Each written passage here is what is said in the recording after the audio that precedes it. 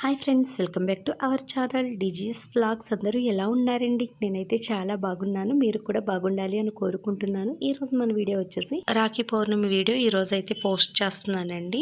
మరి లేట్ ఎందుకు, వీడియోలోకి అయితే వెళ్ళిపోదామా. ఇప్పుడు టైం వచ్చేసి ఆఫ్టర్నూన్ 3 అయ్యిందండి. సో ఈరోజు మార్నింగ్ నుంచి కూడా ఎండ అయితే చాలా ఎక్కువగా ఉంది, గుబులు కూడా అలాగే ఉందండి. కానీ ఉన్నట్టుండి 1 ఆ టైంకి సడన్గా మేఘం పట్టేసి చాలా పెద్ద వర్షం అయితే పడింది. వర్షంతో పాటుగానే పెద్ద పెద్ద ఉరుములు మెరుపులు అండి, చాలా భయంగా అనిపించింది. సో ఇప్పుడు 3 ఆ టైంకి కొంచెం తగ్గిందండి. ఇప్పుడు వీడియో అయితే షూట్ చేస్తున్నాను. ఈరోజు రాఖీ పౌర్ణమి కదా, అక్క వాళ్ళ ఇంటికి అయితే వెళ్దాం అనుకుంటున్నామండి. ఆ టైంకి వర్షం తగ్గుద్దో లేదో అనుకున్నాను, కానీ సో మళ్ళీ నార్మల్గా 4 ఆ టైంకి ఎండ్ అయితే వచ్చేసిందండి. ఇప్పుడు కట్ చేయండి. అన్నతమ్ములందరికీ రాఖీ పౌర్ణమి శుభాకాంక్షలు. ఈరోజైతే రాఖీ పౌర్ణమి కదండి. నేనైతే ఈరోజు షూట్ చేస్తున్నాను వీడియో, ఎప్పుడు పోస్ట్ చేస్తానో తెలియదు. సో ఇప్పుడు టైం వచ్చేసి ఆఫ్టర్నూన్ 4 అలా అయిందండి. సో మేమైతే ఇప్పుడు మా అక్క వాళ్ళ ఇంటికి వెళ్తున్నాము. ప్రతి సంవత్సరము కూడా మా అబ్బాయికి వాళ్ళ చెల్లి అయితే రాఖీ కడుద్ది కదా. సో ఆల్రెడీ పోయిన సంవత్సరం వీడియోలో మీరు చూసారు కదండి. చూడని వాళ్ళు ఎవరైనా ఉంటే కనుక ఆ వీడియో లింక్ వచ్చేసి నేను డిస్క్రిప్షన్లో అయితే ఇస్తాను, ఒకసారి చెక్ చేయండి ఫ్రెండ్స్. అలాగే ఈ రోజు కూడా వెళ్ళిన తర్వాత వీలైతే వీడియో షూట్ చేస్తానండి.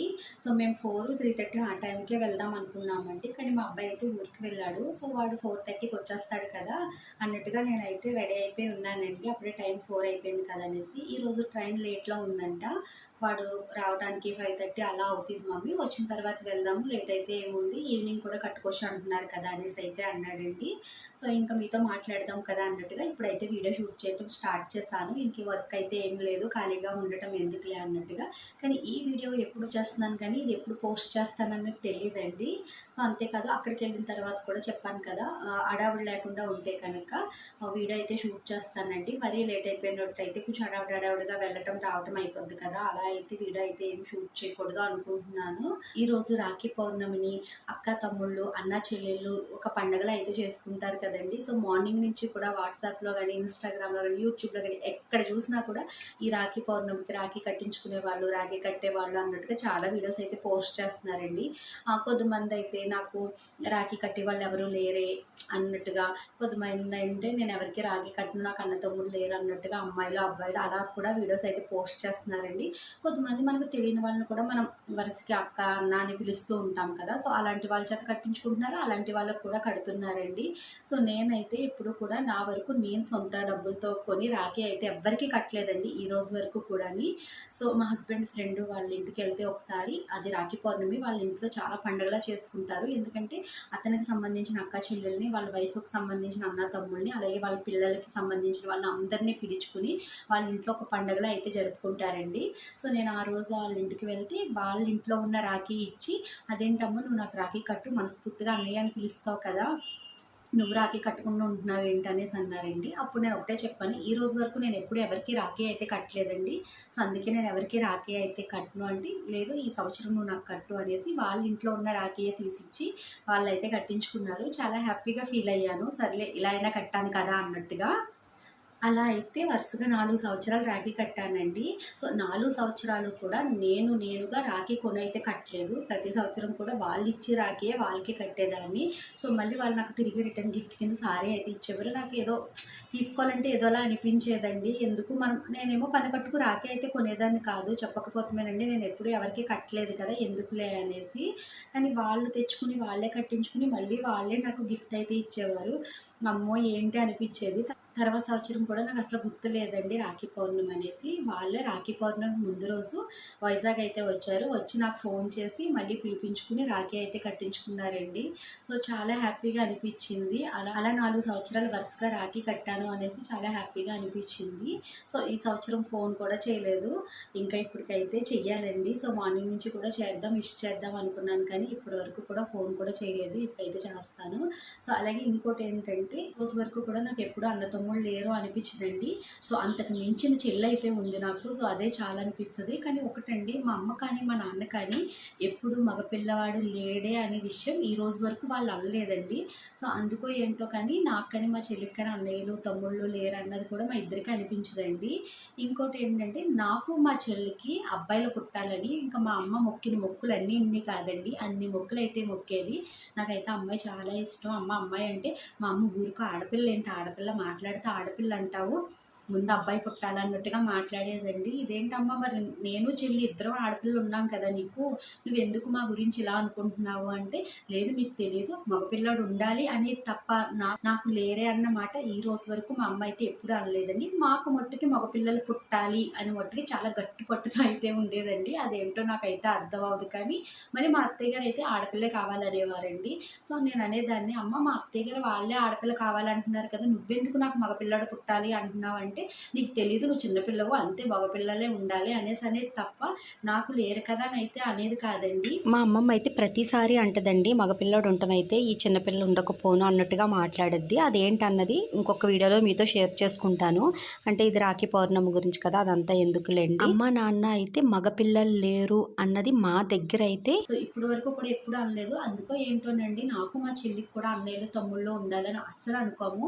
కానీ ఒకటండి, అన్నయ్య ఉన్న తమ్ముడన్నా ఎలా ఉంటుందో నాకు తెలియదు. కానీ అంతకు మించి మా చెల్లండి నాకు. నిజం చెప్తున్నానండి. చిన్నప్పుడైతే చెల్లి నేనుండండి ఇంక ప్రతి చిన్నదానికి కారణం లేకుండా గొడవ పెట్టేసుకుని కొట్టేసుకునే వాళ్ళమండి. సో ఒక్కొక్కసారి మా గొడవ చూసి మా అమ్మకు కూడా చిరాకు వచ్చేసి, మీరు అసలు అక్క చెల్లెళ్ళైనా ఏంటి అలా శత్రువుల్లో అలా చేస్తున్నారు ఏంటి అని అడిగేదండి. ఇంకా ప్రతి చిన్నదానికి గొడవేనండి. నేను ఎక్కడికైనా వెళ్తే నా వెనకాల మా చెల్లి వస్తే గొడవ, నేను చెల్లిని తీసుకెళ్ళను అనేదాన్ని. మా అమ్మ అయితే చెల్లిని ఎందుకు తీసుకెళ్ళాలంటే, అది చిన్నపిల్ల కదా, దాన్ని జాగ్రత్తగా చూడాలి కదండి. మనం ఉందనుకో మన ఫ్రెండ్స్తో వెళ్ళి ఆడతా పాడితే తిరిగేస్తాం. అదే మన చెల్లిని కూడా తీసుకెళ్తే ఒక బాధ్యతగా చూసి తీసుకురావాలి కదా, అలా అనేసి నేను తీసుకెళ్లేదాన్ని కాదు. సో మా అమ్మ అయితే నువ్వు కూడా వెళ్ళొద్దు అనేసి అయితే అనేదండి. ఇంకా అలా గొడవ వచ్చేసేది. మా చెల్లిని ఇంకో నీ వల్ల అమ్మ నన్ను కూడా పంపటం లేదు అన్నట్టుగా అలా గొడవ, చిన్న దానికి ఇంకా కారణం లేకుండా గొడవ పెట్టేసుకుని ఇంకో కొట్టేసుకుని ఏడ్చేసేవాళ్ళు. మధ్య మధ్యలో మా అమ్మకైతే చిరాకు వచ్చేసి ఇద్దరు ఏదోలా పడండి అనేసేదండి. కానీ ఇప్పుడు అనిపిస్తుంది, అప్పుడు తెలియని వయసు కదండి, అలా చేసేసేవాళ్ళం ఏంటి అనిపిస్తుంది. అంత గొడవ పెట్టేసుకుని మా అమ్మతో తిట్లు తినేసి మళ్ళీ ఇద్దరు ఒకే చోటకి చేరేసి ఆడుకునే వాళ్ళం అండి. మళ్ళీ మా అమ్మ వచ్చాక మళ్ళీ ఇద్దరు ఒక చోట చేరారు. ఇద్దరు గొడవ పెట్టుకున్నారంటే ఇద్దరికి తగులుతాయి అనేదండి. మళ్ళీ ఒక క్షణానికే మామూలు అండి. ఉత్తిని ఎందుకు వచ్చేదే గొడవ. ఇప్పుడు కూడా ఆలోచించుకుంటాం, అదేంటది అప్పుడు ఎందుకు అలా గొడవ వచ్చింది అనేసి. అంటే కావాలనండి, ఏం లేకపోయినా కారణం లేకపోయినా గొడవ. అదిగో నువ్వు అలా అన్నావు నేను ఇలాగన్నా, చిన్న దెబ్బ ఇలా కొడితే మళ్ళీ వెంటనే కొట్టేయాలి, నువ్వు నన్ను కొట్టావు నేను నిన్ను కొట్టి, ఇంకా అదొక ఆటలాగా ఆడుకునే వాళ్ళం అండి. అది చూసిన మా అమ్మకైతే కసొచ్చేసి ఇదొకసారి ఇద్దరు అసలు ఒక దిక్కుని చేరకండి, ఒక దిక్కుని కూర్చోవద్దు, ఒకళ్ళు ఉన్న చోట ఒకళ్ళు ఉండకండి అని చెప్పేది. ఒక ఇంట్లో అక్క చెల్లెలు అలా ఎలా ఉంటామండి, ఆ గొడవ గురించైనా మళ్ళీ మాట్లాడుకునే వాళ్ళం అండి. సో చిన్నప్పటి నుంచి కూడా అలాగే. ఇప్పుడంటే అసలు ఇంకా గొడవ నా ముఖం ఏమీ ఉండదండి. మా చెల్లి చెప్పిందే వేదం అన్నట్టుగా మా అమ్మ ఏంటి నేనేంటి మా ఇంట్లో అన్నీ మా చెల్లినే అడుగుతాము.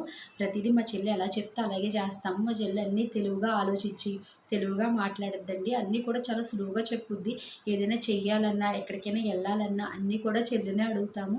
సో ఇప్పుడు అనిపిస్తుందండి, చిన్నప్పుడు ఎందుకు అలా చేసేసేదాన్ని, నేనే గొడవ పెట్టేసేదాన్నా, చెల్లి ఇప్పుడు ఇంత తెలివిగా ఉంది కదా అనిపిస్తుందండి.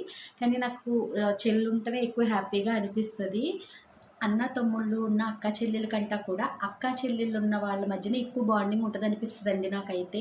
ఎందుకంటే అన్న తమ్ముళ్ళు ఏంటంటే మనకి వెనకాల బలంగా చెప్పుకోవడానికి ఉంటారు తప్ప ప్రతిదీ మనం వాళ్ళతో షేర్ చేసుకోలేము. ప్రతి కష్టంలోని తోడుగా ఉంటారు అంటే నేను చెప్పలేనండి, నాకైతే లేరు కాబట్టి. కానీ అక్క చెల్లెళ్ళు బాండింగ్ అంతకు మించిందని అయితే నేను నమ్ముతానండి.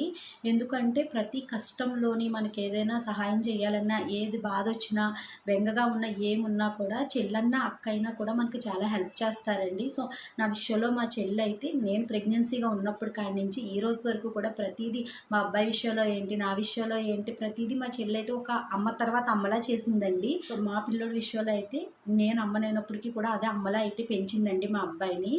అంతేకాదండి, ఇప్పుడు కూడా నాకు హెల్త్ బాగోపోయినా, ఇంట్లో ఏదైనా వర్క్ ఎక్కువ ఉన్నా, దులుపులు ఇలాంటివి పెట్టుకున్నా కూడా ప్రతి దానికి ఫోన్ చేశానంటే వచ్చి చాలా సాయం చేద్దండి. నాకు అలాంటిదప్పుడు అనిపిస్తుంది, అన్నలు తమ్ముళ్ళు ఉంటే ఇలాంటి విషయాల్లో సాయం చెయ్యరు కదండి. మనకి వెనకాల ఒక అండగా ఉంటారు తప్పండి. అక్క తమ్ముళ్ళు అన్న చెల్లెల కంటా కూడా అక్క చెల్లెళ్ళు బంధం ఎక్కువ బాగుంటుంది అనిపిస్తుందండి నాకు.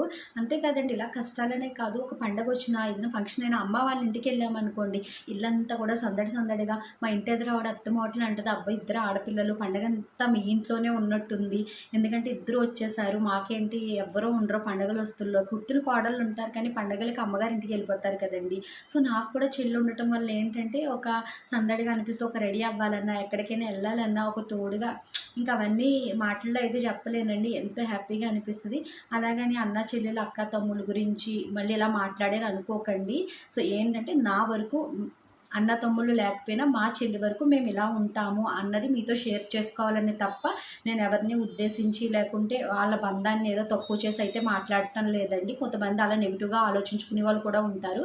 సో నా వరకు మేము ఇంత హ్యాపీగా ఉంటాము అన్నది నేను చెప్తున్నానండి. ఒక అన్నయ్య తమ్ముడు లేకపోయినా ఈ రోజు వరకు కూడా ఎప్పుడు నేను ఆ విషయం గురించి అయితే బాధపడలేదండి.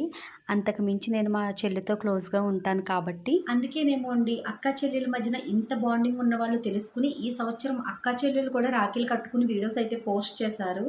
అలాగే తల్లి కొడుకు కూడా రాఖీ అయితే కట్టారండి. అంటే బాగుండాలనే కదా కడుతున్నాము, ఎవరమైనా కట్టచ్చు అన్నట్టుగా తల్లులు కూడా కొడుక్కి రాఖీ అయితే కట్టారు.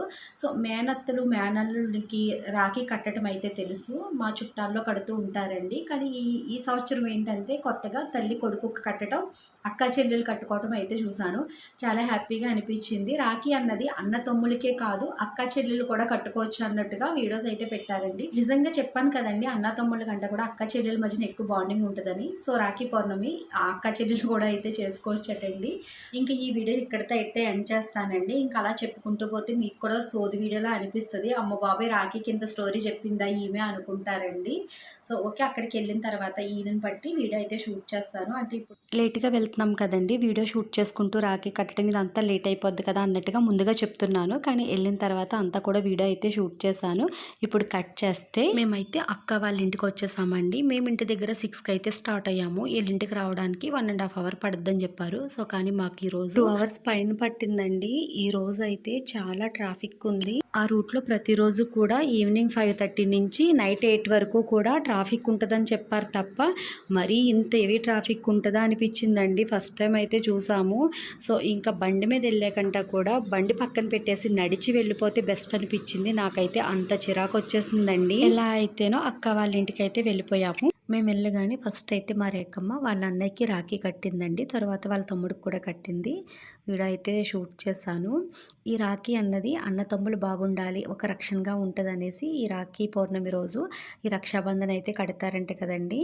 సో అలాగే దీనికి టైమింగ్స్ కూడా ఉంటాయంటండి. ఇంతకు ముందు ఏంటంటే రాఖీ పౌర్ణమి రోజు మార్నింగ్ నుంచి ఈవినింగ్ వరకు ఇంకా అలా ఏదో టైంలో రాఖీ అన్నది వీలుని బట్టి కట్టుకుంటూ ఉండేవారండి. కానీ ఇప్పుడు అలా కాదంటండి. రాఖీ అన్నది అన్న తమ్ముళ్ళు బాగుండాలని వాళ్ళ చేతికి ఒక రక్షగా అయితే అక్క చెల్లెలు కడతారంట. అలా కట్టే రక్షాబంధన్ కూడా ఎప్పుడంటే అప్పుడు కట్టకూడదంటండి. దానికి కూడా శుభగడియలు ఉంటాయంట. సో అది ఆ రోజు అంటే రాఖీ పౌర్ణమి రోజు మధ్యాహ్నం 1:30 నుంచి నైట్ 11 or 12 చెప్పారండి. ఆ టైంలోపు ఆ రోజు ఎప్పుడైనా రాఖీ అన్నది కట్టొచ్చు అంటండి. సో ఆ విధంగా ఈ మధ్యకాలంలో ప్రతిదీ కూడా మనకి ఇన్స్టాగ్రామ్లోనే కానీ యూట్యూబ్లోనే కానీ ప్రతి ఒక్కరూ కూడా మనకి ఏదైనా ఒక పూజ అయినా వ్రతమైన ఏదైనా కూడా టైమింగ్స్ అన్నవి చెప్తున్నారు కాబట్టి ప్రతి ఒక్కరికి తెలుస్తుందండి. అదే ఫాలో అయిపోతున్నాం కదా. సో ఇక్కడ వచ్చేసి మా రేఖమ్మ అయితే వాళ్ళ అన్నయ్యకి ఇచ్చినట్టే వాళ్ళ తమ్ముడికి కూడా అక్షంతలు ఇచ్చిందండి మర్చిపోయి. తర్వాత మళ్ళీ గుర్తొచ్చి అది తీసుకుంది. వాడికి అక్షంతలు వేసి అది ఆశీర్వదిస్తుంది అనమాట. వాడు వంగలేదో కావాలని వంగలేదో తెలియదు కానీ కాళ్ళకైతే దండం పెట్టలేదండి. సో మళ్ళీ వాళ్ళ మమ్మీ నేను పెట్టమ్మ అక్క కదా ఆశీర్వదిస్తుందంటే అప్పుడైతే వంగాడండి. సో చూసారు కదా రాఖీ పౌర్ణమి వీడియో అయితే. ఈ వీడియో నచ్చినట్టయితే లైక్ చేయండి, షేర్ చేయండి. అలాగే మరిన్ని వీడియోలు మన ఛానల్లో మీరు చూడాలి అనుకుంటే మన ఛానల్ని సబ్స్క్రైబ్ చేసుకోవడం అయితే మర్చిపోవద్దు. పక్కనున్న బెల్ ఐకాన్ క్లిక్ చేయండి. నేను ఏ వీడియో పోస్ట్ చేసినా నోటిఫికేషన్ అయితే మీకు వస్తుంది. ఓకేనా ఫ్రెండ్స్, బాయ్ ఫ్రెండ్స్, మళ్ళీ రేపటి వీడియోలో కలుసుకుందాం.